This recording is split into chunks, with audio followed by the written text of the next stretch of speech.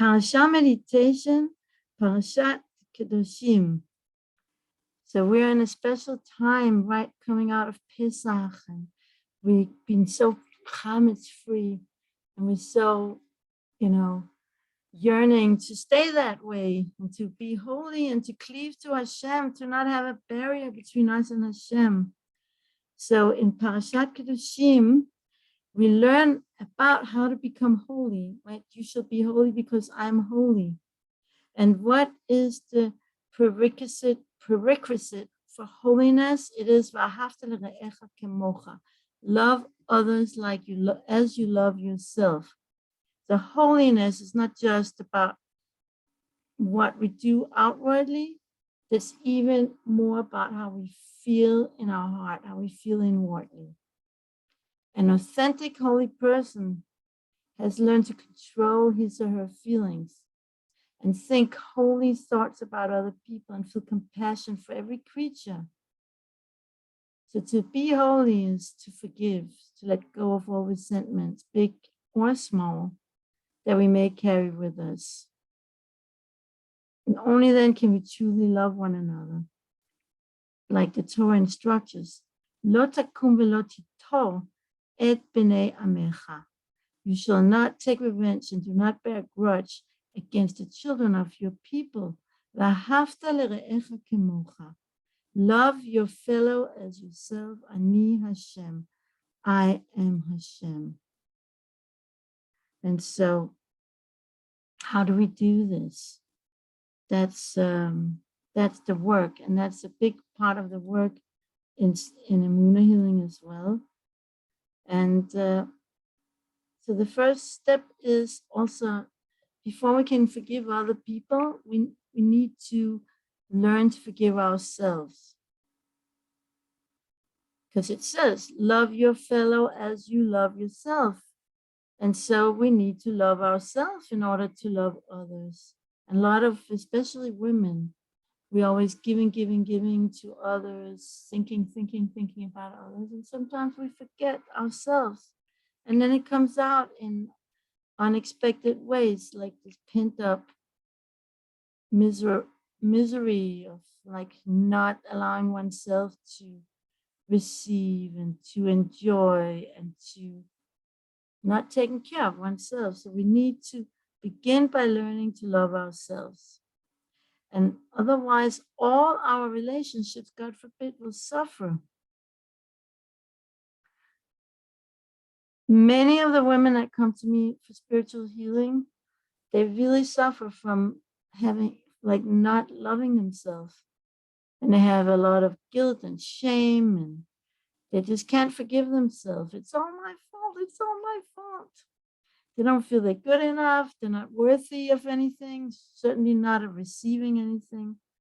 So the work we do in Emunah healing is we work on releasing the blocks and the childhood wounds so that they can learn to accept and love themselves. We can all learn to do that. So in order to forgive ourselves, we need to get in touch with the underlying causes of why we blame ourselves. And we have to work on removing them. Only after forgiving ourselves, then the next step is to work on forgiving others with our full heart. And then sending them love. And this too requires meditative work and spiritual healing. Now you may notice that love in Hebrew is the numerical value, ahava, of 13, which shares the same gematria of the word echad, one. So oneness is love. And number 13 is also the 13 attributes of compassion, which is also an expression of Hashem's love for us. Now, only when we become one with someone can we really love that person. Like, we have to identify, we have to find a place where we connect. And this is the essence of love others as you love yourself. The greatest love is the love between a mother and her baby, because we were one in the womb. But how can we feel love for someone else who was never our baby, never our child? So I think the way to do it is to develop our feelings of love for a relative, a neighbor, a friend, or any fellow Jew by revealing the similarities that help us connect and unify, like to feel one with them in some way.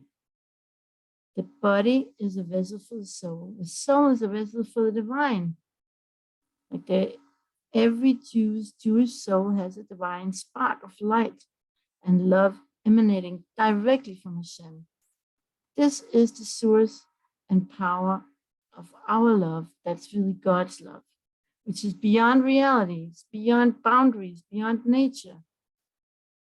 So many of us have difficulty feeling the greatness of Hashem's love until we do the spiritual work necessary in order to open our heart. When we expand our ability to receive from Hashem, even in a small way, we may be pleasantly surprised at the endless love we feel. Like it says, open for me, an opening like the eye of a needle. That's what Hashem says. And I will enlarge it for you to become an opening for wagons to enter. We have to open ourselves a little bit, and then Hashem will open ourselves more. Okay, so now we are going into the actual meditation. So make yourself comfortable in your chair or cushion. Close your eyes. Take several deep breaths. Notice anything you may be holding on to and let go. Let go.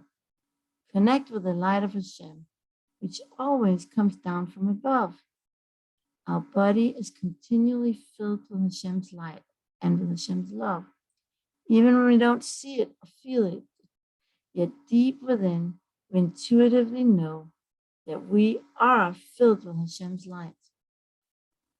Imagine Hashem's light filling your head and cascading down your shoulders to the rest of your being. Envision your entire body as a light bulb filled with light. Now allow yourself to get in touch with old feelings of guilt, resentment, or other negative emotions. Did someone ever embarrass or reject you? Did you ever feel a lack of love and consideration from a family member or close friend? Did you yourself ever mistreat someone who needed you? Or do you feel guilty about something you've done? Tune into any images, words, or feelings that come up for you now.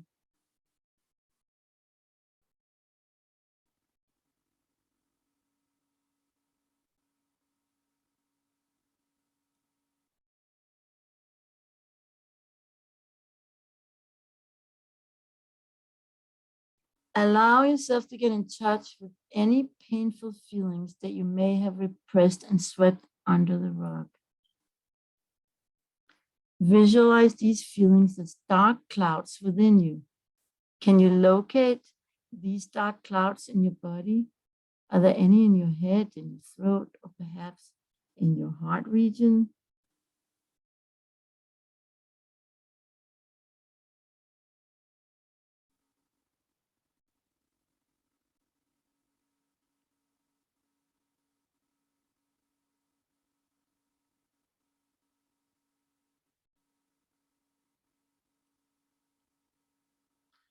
Send Hashem's light and love to each of the dark clouds within you.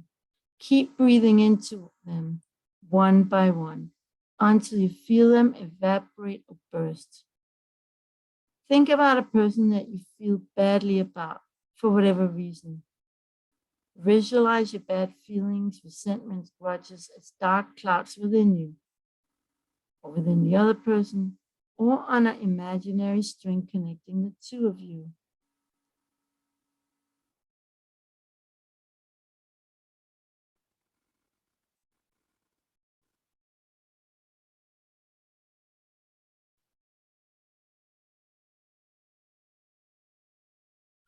Envision Hashem's light and send it to all of these dark clouds one by one until each of them evaporates or bursts. You can repeat this spiritual healing exercise with as many people as you can focus on at any given time. If necessary, you can continue also at another time.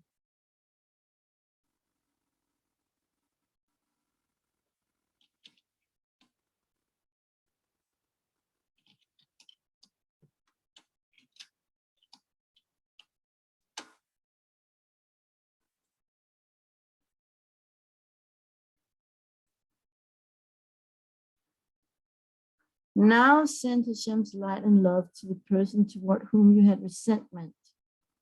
By sending light, you can rectify your relationship with that person.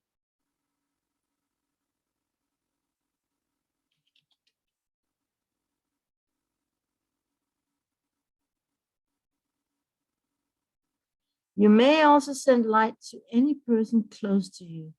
It could be a person that you love very much and who is in need of light and healing. See if you could feel where the person most needs this light from you and direct your light to that place. Keep sending light as long as you're able. And then ground yourself by wiggling your toes and fingers before opening your eyes. It's wonderful to repeat this meditation daily, opening yourself to receive Hashem's light and sending it to different people in your life. So it's important to send love to everyone, especially to a person that it's difficult to relate to. A friend of mine once had a difficulty to relate to one of her neighbors. After some kind of dispute over triviality, she decided to work on a relationship by continually sending her neighbor love and light. One day, her neighbor sent her 2 chalot for Shabbat, even though there were no special occasion. Isn't it amazing to experience the power of sending love to another person? It is so great that it can materialize into 2 Shabbat chalot. This powerful example proves that sending love and light can overcome tension and difficulties in our relationships. And in this case, even manifest a delightful surprise. This is what King Shlomo alludes to in his Proverbs. Kepanim lapanim, kemaim hapanim lapanim ken lev adam laadam. As in water, face answers to face, so is the heart of a person to another. Okay, so now I'm going to,